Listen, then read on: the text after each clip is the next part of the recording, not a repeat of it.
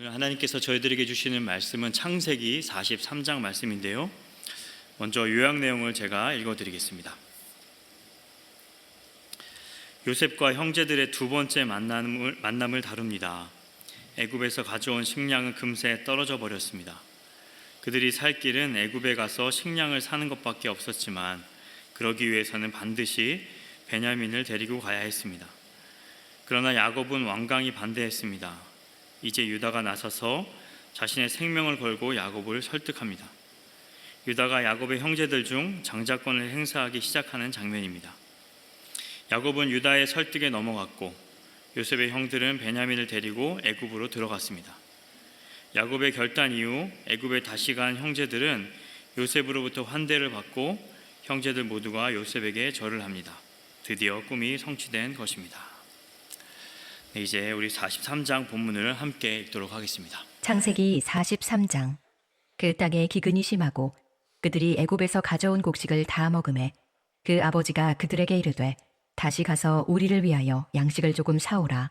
유다가 아버지에게 말하여 이르되 그 사람이 우리에게 엄히 경고하여 이르되 너희 아우가 너희와 함께 오지 아니하면 너희가 내 얼굴을 보지 못하리라 하였으니 아버지께서 우리 아우를 우리와 함께 보내시면 우리가 내려가서 아버지를 위하여 양식을 사려니와 아버지께서 만일 그를 보내지 아니하시면 우리는 내려가지 아니하리니 그 사람이 우리에게 말하기를 너희의 아우가 너희와 함께 오지 아니하면 너희가 내 얼굴을 보지 못하리라 하였음이니이다.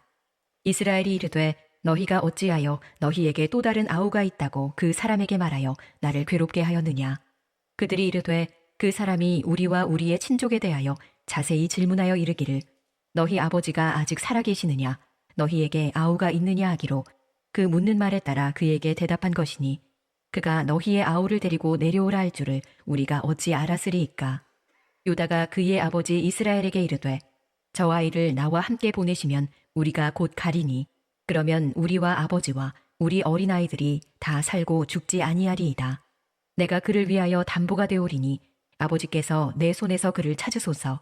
내가 만일 그를 아버지께 데려다가 아버지 앞에 두지 아니하면 내가 영원히 죄를 지리이다. 우리가 지체하지 아니하였더라면 벌써 2번 갔다 왔으리이다. 그들의 아버지 이스라엘이 그들에게 이르되 그러할진대 이렇게 하라.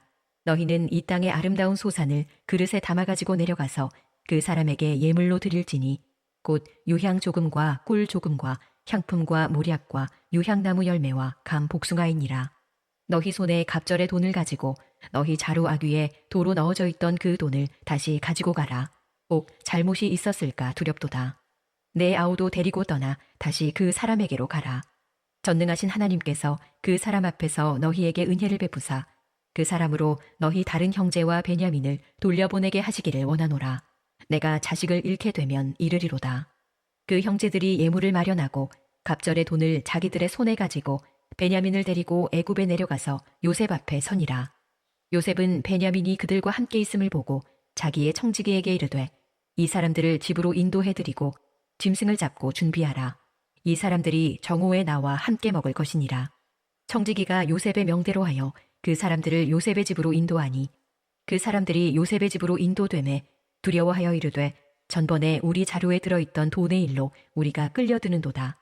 이는 우리를 억류하고 달려들어 우리를 잡아 노예로 삼고 우리의 나귀를 빼앗으려 함이로다 하고 그들이 요셉의 집 청지기에게 가까이 나아가 그 집 문 앞에서 그에게 말하여 이르되 내 주여 우리가 전번에 내려와서 양식을 사가지고 여관에 이르러 자루를 풀어본즉 각 사람의 돈이 전에 그대로 자루 아귀에 있기로 우리가 도로 가져왔고 양식 살 다른 돈도 우리가 가지고 내려왔나이다.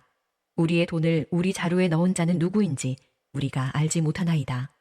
그가 이르되 너희는 안심하라. 두려워하지 말라.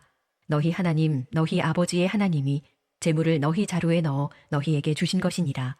너희 돈은 내가 이미 받았느니라 하고 시므온을 그에게로 이끌어내고 그들을 요셉의 집으로 인도하고 물을 주어 발을 씻게 하며 그들의 나귀에게 먹이를 주더라.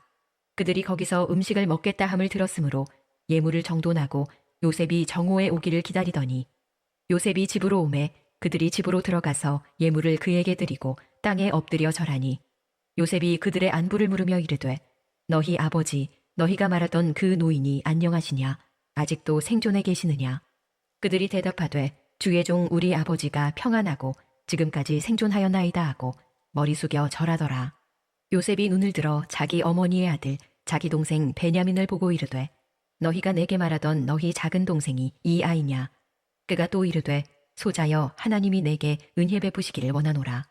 요셉이 아우를 사랑하는 마음이 복받쳐 급히 울 곳을 찾아 안방으로 들어가서 울고 얼굴을 씻고 나와서 그 정을 억제하고 음식을 차리라 하매 그들이 요셉에게 따로 차리고 그 형제들에게 따로 차리고 그와 함께 먹는 애굽 사람에게도 따로 차리니 애굽 사람은 히브리 사람과 같이 먹으면 부정을 입음이었더라. 그들이 요셉 앞에 앉되 그들의 나이에 따라 앉히게 되니 그들이 서로 이상히 여겼더라. 요셉이 자기 음식을 그들에게 주되 베냐민에게는 다른 사람보다 5배나 주매 그들이 마시며 요셉과 함께 즐거워하였더라. 아멘. 네, 말씀을 나누기 전에 한 가지 광고 말씀을 드립니다. NK 선교사이시자 또 미주 기아대책에서 간사님으로 섬기고 계신 또 어제 또 귀한 말씀과 간증을 전해주신 우리 이상필 선교사님과의 간담회가 오늘 예배 후 8시 F35에서 있습니다. 여러분들의 많은 관심과 참여를 부탁드립니다. 네, 여러분 인간은 혼자서 살 수가 없습니다. 항상 누군가와 이렇게 관계를 맺으며 살아갈 수밖에 없는 그런 존재이죠. 하지만 관계를 맺을 때 항상 저희가 원하고 기대하는 것만큼 그렇게 좋은 일만 일어나는 것 같지는 않습니다. 때로는 친한 사람들로부터 또 큰 상처를 받게 되죠. 또 가까이 지내던 사이가 그래서 하루아침에 또 멀어지기도 합니다. 어떤 때는 지극히 사소한 말과 행동 때문에 그 관계가 아예 깨어지기도 하고 시간이 지나도 회복되지 못하는 일들을 저희가 경험하게 된다라는 것이죠. 사실 이런 일들을 저희가 경험하게 되면 누군가와 이 관계를 맺는다라는 것이 굉장히 복잡하게 느껴질 수 있고요.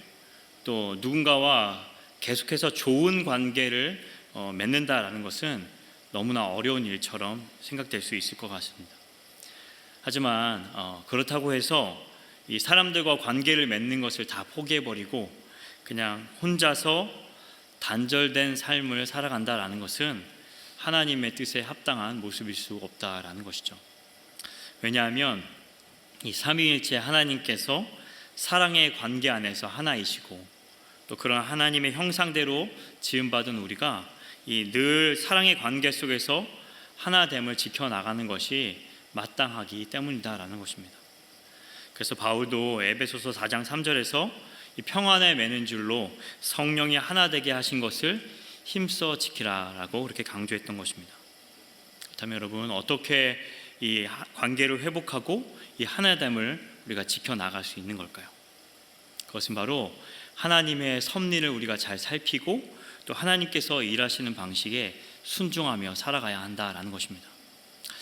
여러분 오늘 이렇게 이 관계에 대해서 이야기를 시작하는 이유는 바로 이 오늘 본문을 통해서 하나님은 어떻게 이 깨어진 관계를 회복해 가시는가 그 사실을 보여주고 있기 때문이다라는 것입니다.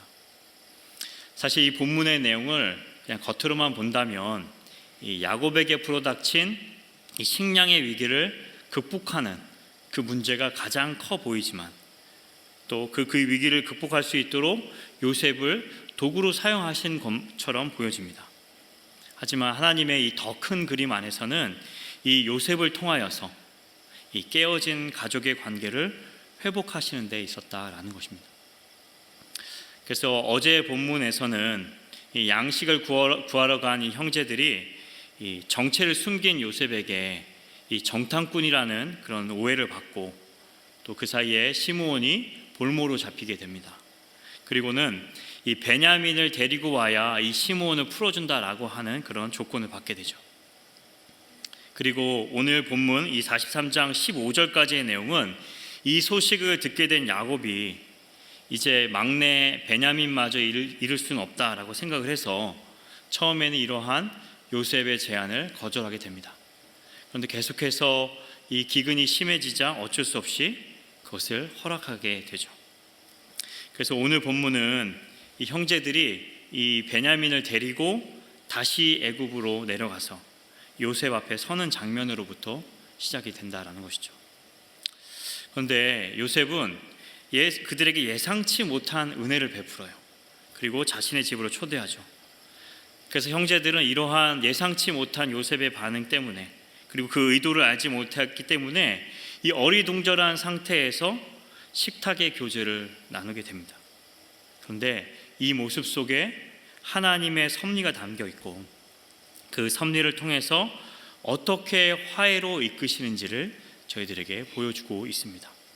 아무쪼록 오늘 이 본문을 통해서 이 깨어진 가족의 관계를 회복시켜 주시는 하나님, 그리고 그 모습을 통해서 저희 자신과 또 믿음의 공동체인 이 교회를 회복시켜 나가시는 그 하나님의 뜻을 깨닫고 우리가 감당해야 할 일들을 결단하는 그런 귀한 시간이 되기를 간절히 소원합니다. 화해로 이끄시는 하나님의 섭리, 그 첫 번째 메시지는 두려움을 은혜로 감싸 주신다라는 것입니다. 이 형제들을 이제 다시 만난 이 요셉은요, 가장 먼저 베냐민을 확인합니다. 그리고 이 베냐민이 왔다라는 사실을 확인한 요셉은 형제들을 자기 집에 초대해서 특별한 만찬을 준비하게 하죠. 사실 이 애굽에서는 이 왕족이나 귀족이 아닌 이 외국인을 집으로 초대하는 일이 그렇게 흔하지 않았습니다. 그런데 이렇게 초대하는 이유는 무엇일까요? 그것은 이 요셉이 이 형제들을 여전히 가족으로 받아들이고 있었다라는 것이죠. 자기에게 그 저지른 죄를 다시 되갚아 주기보다는 은혜를 베푸는 요셉의 모습을 볼 수 있습니다. 여러분, 이런 모습이 희미하게나마 예수님을 생각나게 해주는 것이죠. 자, 그런데 이 17절 말씀 보시면 형제들은 이 갑작스러운 요셉의 초대에 당황하면서 또 두려워하고 있었다라고 기록하고 있습니다. 왜냐하면 전에 이 자루에 그대로 들어있었던 이 돈 때문에 우리가 끌려가는 줄 알았기 때문이죠. 분명히 이곳을 처음 방문했을 때에는 자기들을 향해서 환대는커녕 이 정탐꾼 혐의를 씌워서 옥에 가두고 결국 시므온을 볼모로 잡은 일이 있었습니다. 그런 상황에서 자기들에게 환대를 베풀어 주니까 이 기쁘기보다는 또 이번에는 무슨 죄목을 우리에게 뒤집어 씌우려고 하나, 그렇게 두려움만 가중되는 상황이었다라는 것이죠.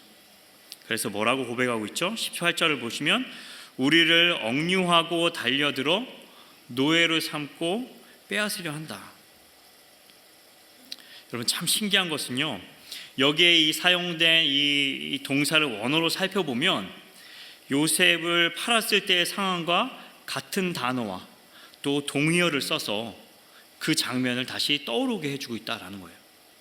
예를 들면 이 달려들다의 원뜻은 이 형들이 요셉의 옷을 억지로 벗긴 것과 연결이 되고, 또 여기서 이 억류하다라는 것은 그들이 요셉을 구덩이에 던진 것과 연결이 되고, 또 노예로 삼고라는 말은 말 그대로 요셉을 노예로 판 것과 연결이 될 수 있다라는 것입니다. 종합해보면 형들이 이 자신의 입술을 통하여서 과거 그들의 죄를 스스로 고백하게 하게끔, 스스로 드러내게 하신 하나님의 섭리가 이 구절 안에 담겨 있다라는 것입니다.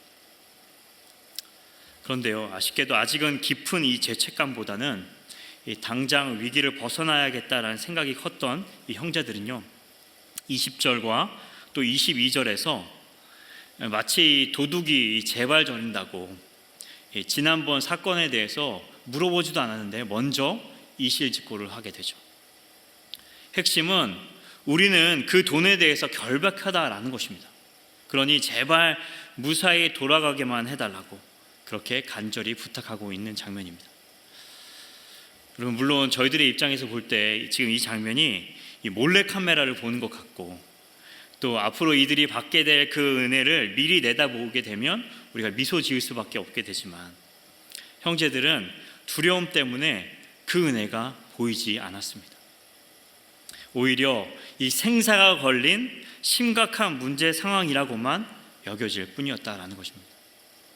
그런데 여러분, 여기서 한 가지 주목해 볼 점은 그런 두려움 속에서도 조금씩, 아주 조금씩 달라져가는 형제들의 모습입니다.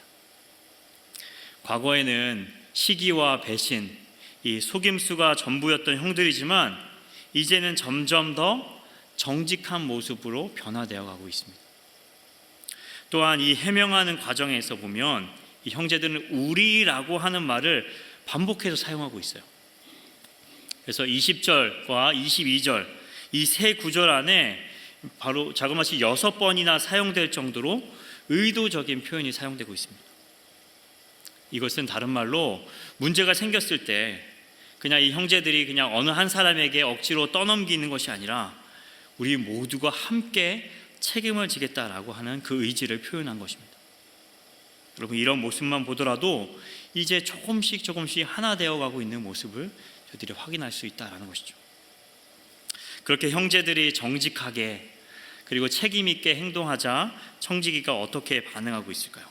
여러분, 23절 말씀 보시면 이렇게 되어 있죠. 그가 이르되 너희는 안심하라, 두려워하지 말라. 여러분, 이 표현은요, 문자적으로 보면 평화가 너희에게 있을지어다 라는 그런 표현입니다.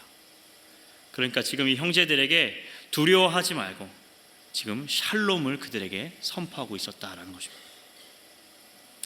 그렇다면 형제들이 여러분 이런 고백을 들었을 때 어떠한 마음이었을까요? 어떻게 이방 민족의 입술을 통해서 하나님이 나올 수 있는가? 놀랄 수밖에 없었겠죠. 그리고 동시에 자기 자신을 되돌아보게 되었을 것입니다. 어쩌다 우리 집안이 이런 상황까지 오게 되었는가? 또 어쩌다가 이렇게 생존을 위해서 발버둥치며 두려워 떨 수밖에 없는 모습이 될 수밖에 없는가?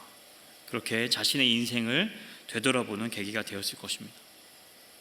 참 부끄럽게도 이제까지 자신들의 삶은 이 조상 대대로 하나님을 믿는다라고 자부하면서도 정작 하나님이 없는 자의 모습으로 그렇게 하나님의 뜻에 반하는 모습으로 살아왔다라는 것을, 그러나 하나님께서는 우리를 버리지 아니하시고 지금 이 순간에도 함께하고 계시다라는 사실을, 그리고 그 은혜를 지금 이 청지기를 통해서 깨닫게 해주셨다라는 것입니다. 그러면서 청지기가 이렇게 얘기하죠. 너희 하나님, 너희 아버지의 하나님이 재물을 너희 자루에 넣어 너희에게 주신 것이라. 너희 돈은 내가 이미 받았느니라 하고. 여러분, 물론 이 청지기가 해주는 말이 단순히 덕담처럼 느껴질 수 있겠지만 사실은 이 주인 요셉을 통해서 일하시는 하나님, 그 하나님의 섭리를 깨달은 자의 고백이었다라는 것이죠. 하나님께서 이 종들을 통해서 계속해서 이 형제들을 일깨워주고 있었다라는 것입니다. 바로 그런 상황에서 그동안 잡혀 있었던 시므온을 다시 데려옵니다. 그리고 그제서야 이 형제들의 이 안에 있었던 두려움의 마음이 조금씩 녹아들기 시작하죠. 그리고 24절 말씀 보시면 형제들을 이 요셉의 집에 들어오게 한 뒤에 발 씻을 물을 제공하고 또 나귀에게 먹이를 먹이죠. 여러분, 이런 대우는요, 이 고대 근동에서 굉장히 이 손님을 극진히 대접하는 그런 방식이었습니다. 참 재미있는 사실은요, 이 정탐꾼을 뜻하는 이 히브리어는 이 발을 뜻하는 히브리어에서, 이 히브리 단어에서 나온 그런 단어입니다. 따라서 그들의 발을 씻게 했다라는 것은 뭐예요? 정탐꾼의 혐의도 함께 씻겨졌다라는 것을 암시하는 표현이라고 볼 수 있습니다. 그러니까 지금 이 하나님의 은혜가 지금 이 내용들 사이사이에 무엇보다도 두려움 가운데 주저하고 있는 이 형제들 가운데 임하고 있음을 본문이 저희들에게 보여주고 있다는 것이죠. 여러분, 오늘 이 말씀을 대하면서 형제들이 이렇게 두려워할 수밖에 없었던 이유와 또 그 속에 임한 하나님의 은혜를 다시 한번 생각해 보기를 간절히 소원합니다. 분명 이 요셉이 준비한 것은요, 심판이 아닌 환대였습니다. 하나님께서 이 요셉을 통해서 은혜를 베푸사 깨어진 관계를 회복시켜 주는 일이었습니다. 그러나 형제들은 두려워 떨 수밖에 없었습니다. 왜 그랬을까요, 여러분? 바로 이 죄로 인하여서 하나님의 은혜를 깨닫지 못했기 때문입니다. 그래서 요셉에게 가까이 나아갈 수 없었고 또 하나님께도 가까이 나아갈 수 없었다는 것이죠. 여러분, 이처럼 죄는요, 두려움을 초래하고 하나님과의 관계 그리고 사람과의 관계를 단절시킵니다. 여러분, 그러나 하나님의 은혜는 이 회개를 통해서 우리를 변화시켜 주시고 우리를 화해의 자리로 인도해 주시는 줄 믿습니다. 참 감사한 것은요, 우리가 이 힘든 환경과 또 죄로 인해서 고통스러워하고 또 두려움을 느끼는 그 순간에도 하나님의 은혜는 여전히 우리 가운데 역사하고 있다라는 것입니다. 하나님의 은혜는요, 당장 우리 눈에 보여지지 않지만 그리고 우리의 자격 여부와 관계없이 우리의 모든 삶 가운데 흐르고 있다라는 것이에요. 그러므로 여러분, 이 사실을 붙들고 살아가는 우리 성도님 되시길 간절히 소원합니다. 여러분, 때로는요, 말로 다 표현할 수 없는 그 고난으로 또 도저히 이해할 수 없는 문제로 인해서 우리가 하나님의 은혜를 발견하지 못하고 또 두려워 떨 수 있습니다. 지금 우리가 당하는 이 어려움이 하나님의 심판이라고 느껴질 수도 있습니다. 그러나 그럴지라도 그 과정 속에 반드시 하나님의 인도하심과 은혜가 담겨 있음을 믿고 주 앞에 담대히 나아가시기를 바랍니다. 그 은혜 앞에 철저히 엎드려 회개하며 하나님과의 화해를 맛보는 저희 모두가 될 수 있기를 간절히 소원합니다. 여러분, 그리고 더 나아가서 우리의 이 서로 간의 관계 속에서 특별히 가까이 지내던 이 사람과의 이 단절된 관계 속에 지내고 있다면 여러분, 사실 여부를 따지기 전에 그리고 나의 이 자존심을 앞세우기 전에 물론 정말 쉽지 않지만 내가 먼저 그 사람에게 다가가 손 내밀어서 내가 받은 이 값없이 받은 그 은혜를 그 대상에게도 베풀어주는 저와 우리 귀한 열린문의 성도님들 되시기를 주님의 이름으로 간절히 축원합니다. 화해로 이끄시는 하나님의 섭리, 마지막 이 두 번째 메시지는 참 기쁨과 평안이 넘치는 교제의 자리로 우리를 초대해 주신다라는 것이죠. 여러분, 앞에서는요, 형제들이 이 두려움을 은혜로 덮어주시는 그 하나님을 경험했다라고 한다면 이제는 더 나아가서 뭐예요? 기쁨과 평안을 누릴 수 있는 교제의 자리로 인도해 주시는 그 하나님을 경험하게 된다라는 것입니다. 여러분, 이어지는 이 25절과 26절을 보시면 이제 형제들이 휴식을 취하면서 요셉을 맞을 그 준비를 하게 되죠. 때마침 요셉이 이 관저로 들어오게 되자 그들은 준비해온 그 예물을 바치고 또 예법에 따라서 정중하게 엎드려 절을 합니다. 여러분, 지금 이 장면을 보실 때 어떤 모습이 떠오르시나요?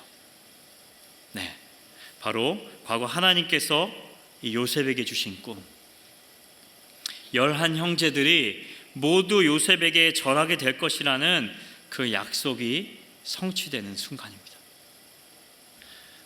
과거의 형제들은 그 꿈을 완강히 거부하고 요셉을 팔아넘겨서 그 약속을 계속해서 저지해 갔지만 하나님은 이해할 수 없는 그 방식으로 자신의 섭리와 그 계획을 이루어 가신다라는 것입니다.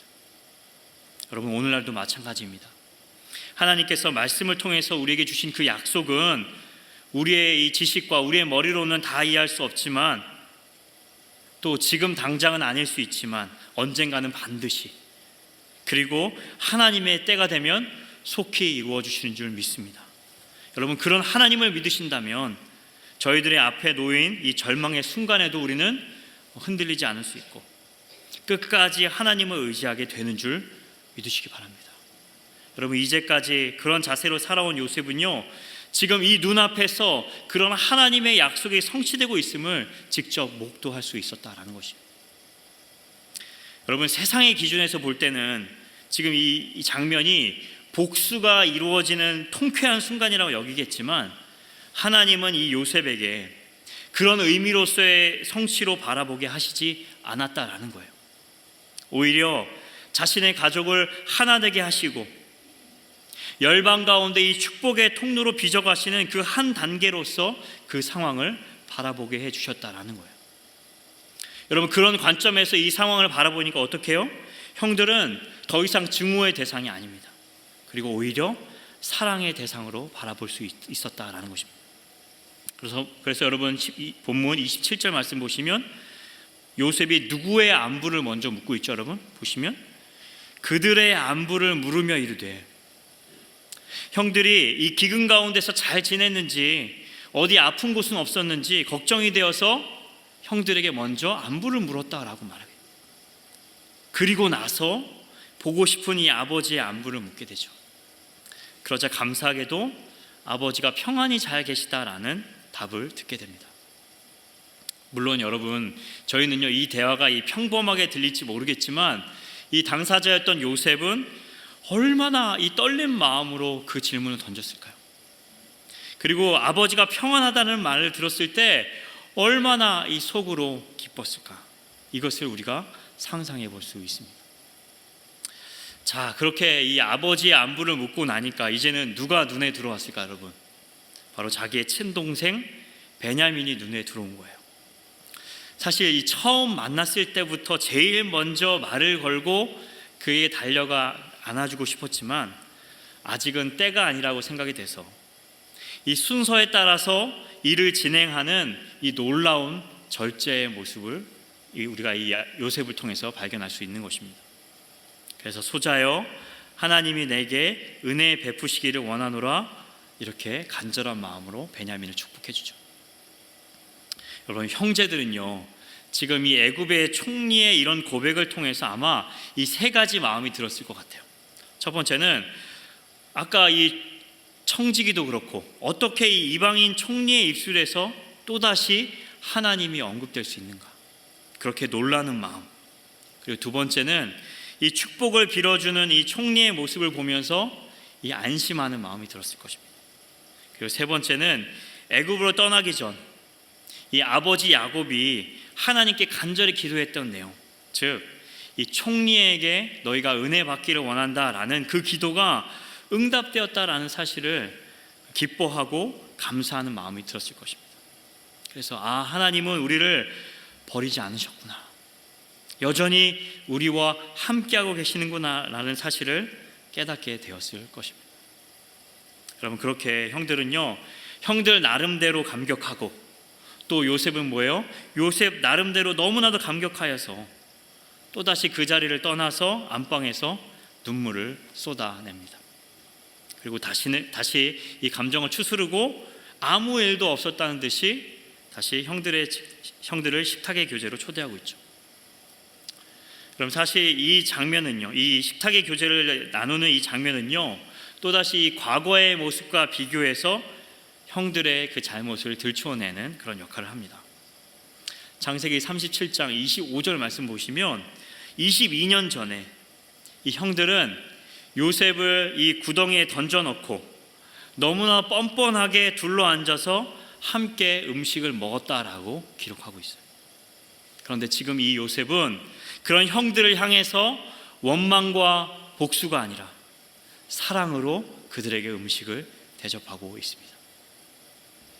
여러분, 구약이나 이 신약에서 누군가와 함께 먹는다라는 것은 상대방을 자신의 동료로 인정한다라는 것이고요, 또 상징적으로는 샬롬, 이 평화를 나눈다라는 그런 뜻을 가지고 있습니다.